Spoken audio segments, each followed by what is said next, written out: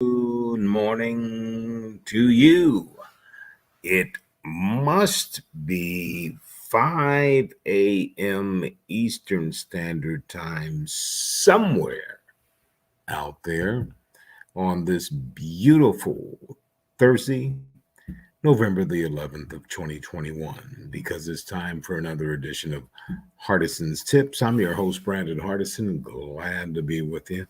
We do this for all of our brothers and sisters that are in the umbrella of sales, whether it's key account, major account, up and down the street, in home sales, copier sales, automotive sales, regular retail sales. So if you get something out of it, we do appreciate it. It's in two parts.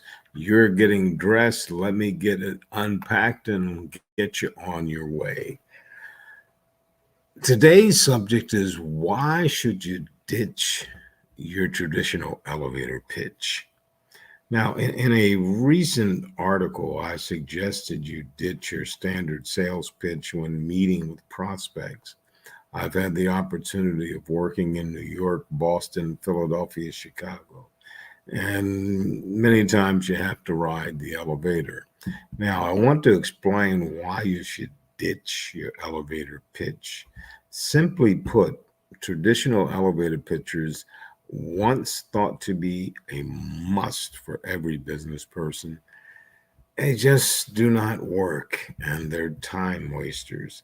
Here's why the elevator pitch fails more than it succeeds.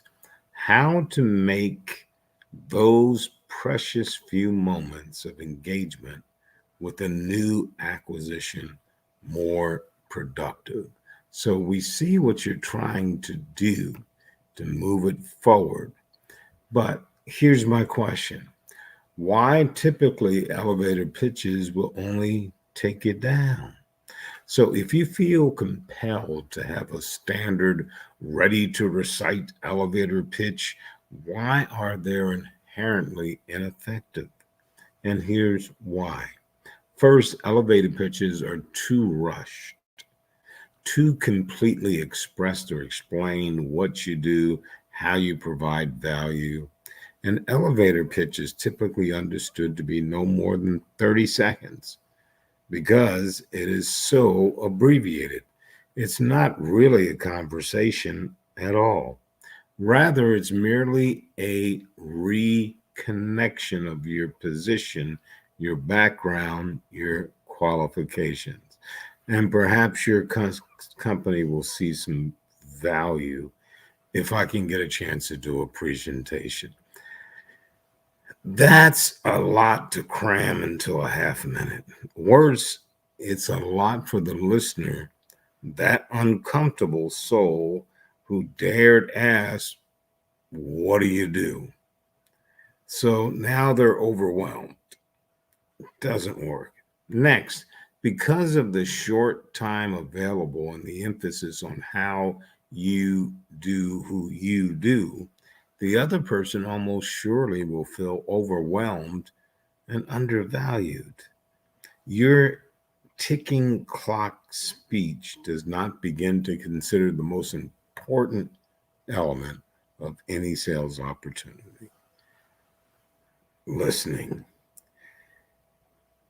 If beginning a possible business relationship is the goal, you must start down the path on the right foot.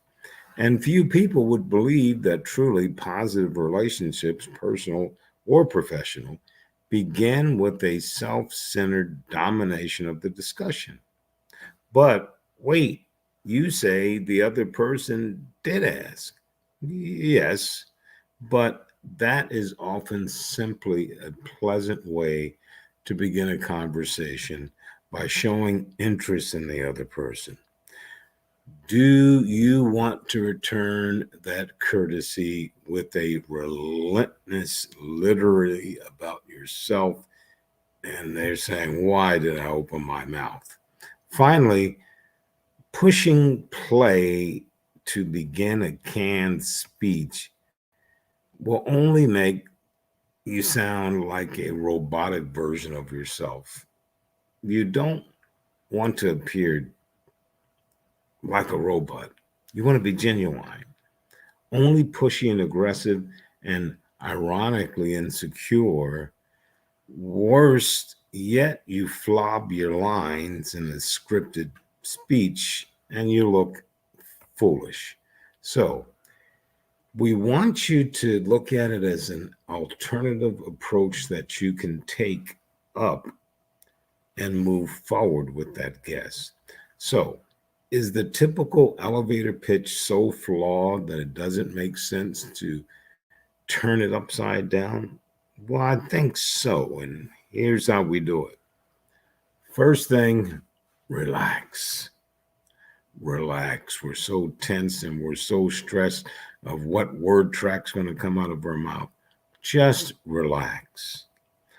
The ticking clock may make you feel on the spot, a little nervous, but it's actually giving you a perfect excuse to avoid going into great detail.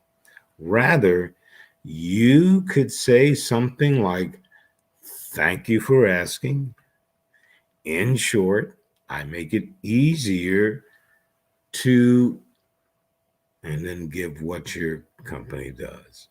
I can only do that, of course, when I fully understand your goals and we can determine whether we would be a good fit working together to help you achieve them.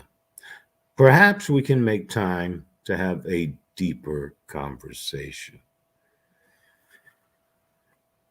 Something on those lines, I agree with you that it will be more effective than the traditional elevator speech. How do we know? We're going to look at that on the next video. So, once again, Brandon Hardison, President of Champion Strategies, on this beautiful fourth day of November of 2021. And as always, in parting, you go out, you make it a champion day.